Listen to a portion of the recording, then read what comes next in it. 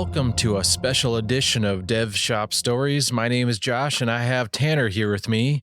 And today we're going to go over the Developer House of Horror Stories, Episode 1. And so what we're going to do here is we're actually going to have a kind of a fun, lighthearted podcast where we're going to go over a number of kind of interesting or terrible stories. And then some of these will come from personal experiences in our dev shop, and some of them will come from just reading posts online from Reddit and such place, but this should be fun. So I'll start off the first story here. This is a personal one where I worked at a company doing advanced radar algorithms, and we had used a professor at a local university to help create these said algorithms. Well, it was actually my task to take his MATLAB code, which is, the code that he wrote, all these FFT and all these advanced algorithm analysis.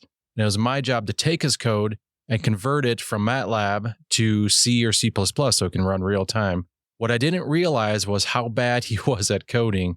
Sure, it worked out, but his coding style was quite interesting in the fact that he used a single letter variable name for something that he's going to use. So normally you'd name your variable something that's, related to ideally what you're actually working on. But he actually chose, first thing I need to use it, I'm going to use the letter A. And then when he needed another one, he'd use the letter B, and so on and so forth until he got all the way to the end of the alphabet at letter Z. And then he'd go back, and his next one, it would be A1 and then B1. And it was extremely hard to understand what was going on because you had no context and anything, and you're scrolling down to it.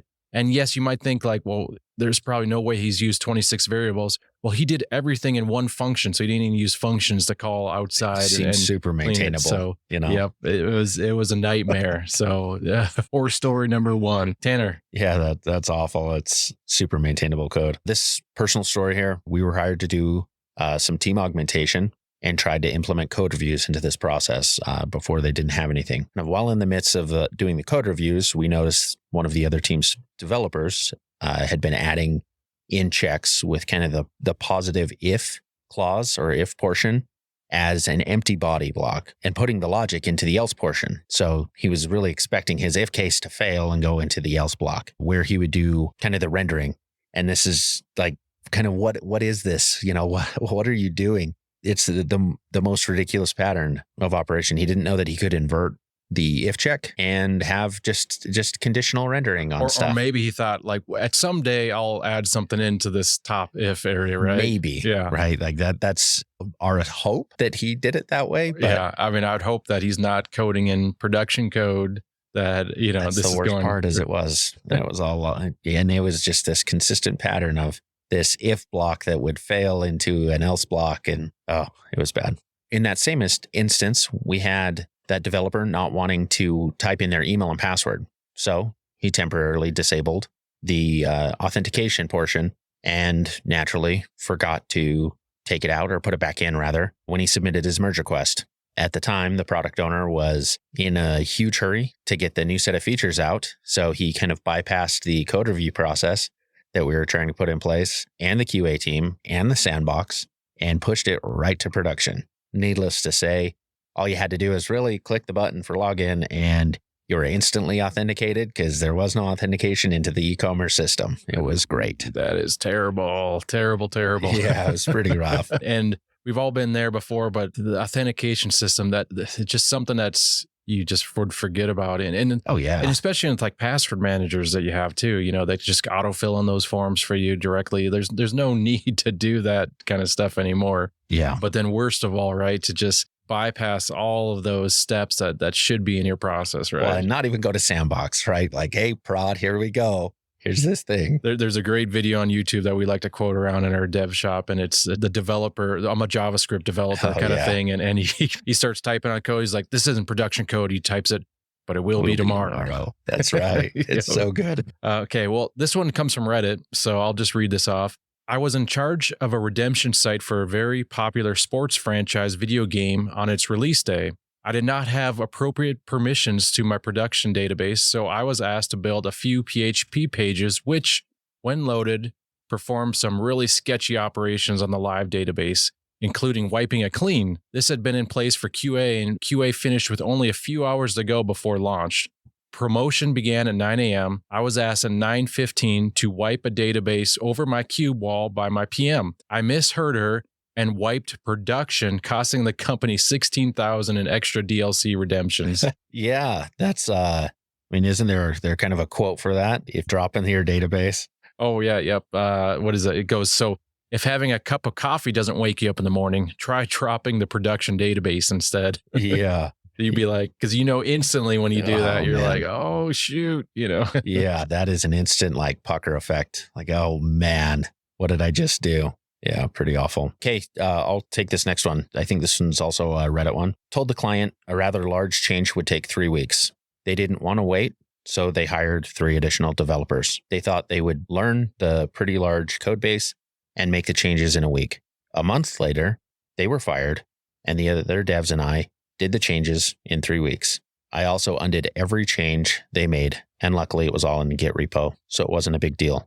They were actually moderately okay devs, but had zero onboarding or support from me. They confidently told me my assistance wasn't needed. I literally offered to do it for free. So this is that like kind of classic, 9 women can have a baby in 1 month sort of thing. That mentality that always is out there. Yeah, you get the upper management. It's like, well, we got to go faster. So let's throw on more people. And that's ultimately going to get it faster. Yeah, that's the thought is like, if I just throw people against this thing, it'll speed it up. It's like, well, only to a point. There's a whole lot of problems that are incurred and additional stuff. It's awful. Oh, and we find that, if we hire on a new developer, we don't expect anything out of them for a month, possibly, or two, Yeah. There's a lot of onboarding and a lot of knowledge that has to be transferred. Even if they're a really good dev, it's like that ramp up time has to exist. Well, this next one's kind of good, short and sweet. A coworker that I used to work with had superfluous conditional blocks to indent code and even documented. So in other words, he purposely liked his code to be indented over sometimes and multiple times. And so he would put a comment above that says, this is just here for indentation. And he would say, if one, and then curly brackets. So purposely just wanted to push his code over, but there's no reason to actually have it there. That's so bad. Yeah. Good thing it was a C-based language, huh? It wasn't Python or something. That's funny. I had to manually slow down pages or page loads because it was loading very fast and the fancy loading animation could barely be seen. So had some fancy Lottie or something that was trying to load and it was too quick. So they had to really slow down their page loads. So management actually liked seeing a loading animation instead of the page just instantly loading. So he was tasked with purposely slow down your website so we can see that loading animation. Next one. I left in a toast message I used when I was testing a frustrating issue. Somehow I committed this and it went through the pull request review. Later, someone was screen sharing with the product owners and it popped up, no ITO. That'd be kind of embarrassing. Everybody's putting in some of those comments once in a while, but you hope that you pull them out. That's funny. All right. This one, I was offered a very weird but very well-paid WordPress project a few years ago. The previous developer had a fight with the boss, so he quit. And from that day, the website didn't work anymore, even though the code looked perfectly okay. I cloned the production site so I could have a closer look at what was going wrong. And indeed, nothing was working, but the code looked perfectly fine.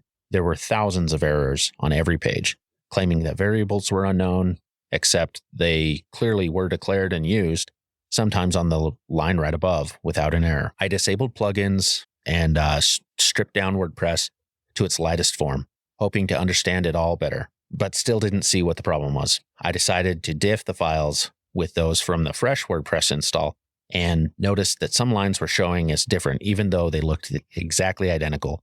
So I understood something here was fishy. I switched to hex and went character by character, which can suck in UTF-8, by the way. And then I saw what was wrong. Some of the letters were not what I thought they were, but identical looking in UTF-8 equivalents. This person had used his last work week writing a script, a pretty smart one actually, that replaced letters in some variable names in some of the places where they were referenced. And he actually left the script containing the function and a reverse function to change it back well hidden in the assets directory. Well, that wasn't fun, but it was well paid. That is the ultimate like malicious compliance that kind guy of was thing. pissed. Yeah, pissed. He's like, I'm gonna screw you guys and make it know. extremely hard. And that is some clever stuff. I just want his script, really. You think they're quitting Tanner? Yeah, well, and that's like you're saying. You would look at your code and be like, well, everything here is right. Why is it not working? oh man, and those are like, that would be impossible to find almost. That would take so long. Yeah, that is all right. Here's another one. I accidentally did an RM dot on the server and then clicked enter. So for those who don't know, RM remove, and he's saying remove the folder accidentally, and clicked enter. Before I could even think about what I had done, all of our websites were toast. I spent the entire weekend putting everything back together from backups. Yeah, So man, that is awful. Yeah, with Linux, some of these commands that you execute them and they just instantly take off. You can do, for the RM example, there is a command line argument that you can question you. You're like, are you sure you really want to do this, or delete this file and delete that file? But I've done that myself, actually. One time I was going to type RM / and then like a path, and I just typed RM / and hit enter, and it starts deleting from the root partition. And you can hit Control C Whatever's as fast gone as is you can, gone, but though. whatever was there was gone. And so yeah, basically a whole new operating system install again. Yeah, that sucks. So I interned at a startup where the CEO was also the CTO. Left work on Friday with fully functioning code, came back on Monday to a full code change. The repo I was working on had been deleted, and a new repo with new code had been made. I was required to start working on the new repo and try to integrate it with the existing dashboard. You got to love that. Oh, yeah. If you want to talk about micromanagement and kind of crazy, leave for the weekend and come back to a whole new set of code. Good luck. Yeah. Maybe that's the guy that wrote the script that changed everything. Makes sense now. Yeah, absolutely. All right, next one. This was years ago in my first job out of college, working for a software company that provided managed e-commerce software that integrated with a retail point of sale system. This was before anything cloud. The client's POS system and database were on site at their location. We were there setting up the e-commerce integration, which interfaced directly with the POS database. The senior dev was at the console running some final setup commands. Their CEO, our CEO, and a bunch of other people were all there standing behind him watching as he worked. He needed to test something with a specific user, and I watched as he typed and executed the following SQL command: update customer set email equals test@test.com semicolon. For those who don't know, basically what that would have just done is updated their entire database of all their customers and set all of their emails back to test@test.com. Every single one. And it says the remainder of the day was spent helping the client restore their customer database from tape backups. Ever since then, I always type my where condition before my set condition in update statements. Oh man, that is so funny. I've done similar stuff, not that bad. That's also why you set some unique constraints on things and try to architect your database a little bit properly. You always think twice when you do an update or delete. It's kind of like you're working in woodsmithing, and you always measure twice, cut once, and same thing. And when it goes to databases, yeah. If I ever write a delete or an update, 9 times out of 10 I write the select against my where condition just to sanity check my that data set. Final one here. This one is actually not necessarily a horror story, but something that's just kind of a funny anecdote. Tanner, you want to read this one? Okay, so our build engineer has left for another company. The dude was literally living inside the terminal. The type of guy who loves Vim, creates diagrams in Dot and writes wiki posts in Markdown. If anything requires more than 90 seconds of his time, he writes a script to automate that. We're sitting here looking through his legacy code. He has a shell file, smack my bitch up. It sends a text message late at work to his wife, automatically picks a reason from an array of strings randomly, runs inside a cron, and the job fires off if there's active SSH sessions on the server after 9 p.m. with his login. I mean, that's genius, though. Random excuses for why I'm going to be home late, and it's automatically set to go off at 9 p.m. if he's still working there, which is crazy.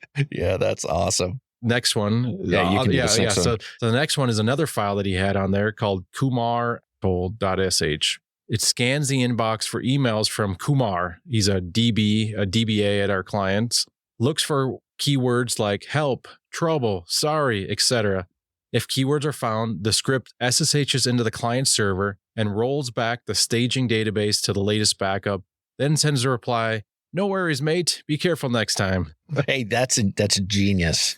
It just, oh, yeah. Automate his job. The next one is Hangover, another cron job that is set to specific dates, sends automated emails like not feeling well, going to work from home, etc. Adds a random reason from another predefined array of strings. Fires if there's no active sessions on the server at 8:45 in the morning. So he's got both his cases covered. So he's got his working late at night, with his wife, or he's got his, didn't make it in time in the morning. Yeah. I might take that script. And then so the final one, he says, and the Oscar goes to kingcoffee.sh. This one waits exactly 17 seconds, ! Then opens a telnet session to our coffee machine. We had no freaking idea that the coffee machine is on the network. It runs a Linux and has a TCP socket up and running. Sends something like sys brew. Turns out that this thing starts brewing a mid-size half cafe latte and waits another 24 seconds before pouring it into the cup. The timing is exactly how long it takes to walk to the machine from the dude's desk. Man, that is awesome. How long it took to figure that out? Oh, I'm sure all on company time. Oh, absolutely. Yeah, I mean, he's actually working on it, apparently. Man, yeah. So, well, we're going to keep on doing these developer House of Horror stories in the future if you're liking them. So, again, thank you for listening to our story. We'll be back next week with more stories, personal experiences, and advice on running a dev shop. Thanks, everybody.